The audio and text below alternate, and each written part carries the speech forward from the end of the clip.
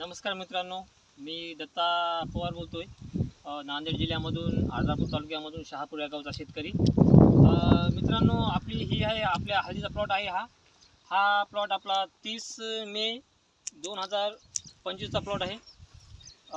एक 4.5 फुटावर आपला बेड आहे. 4.5 फुटाच्या नंतर कोणत्याही साह्यानं रेगोटी मारून नंतर आपण हळद लावून घेतली आहे. हळदीची लागवड पण इंचीवर आणि इतीवर आहे, जास्त हे नाही आहे.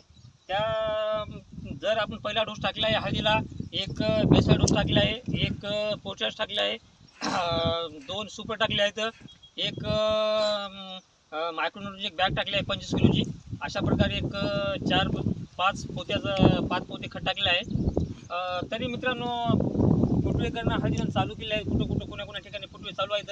तर दुसरा डोस कोणता टाकावं व कशा प्रकारे टाकावं, जर तुम्ही मला कॉमेंटमध्ये सांगितलं तर चांगलं होईल मित्रांनो.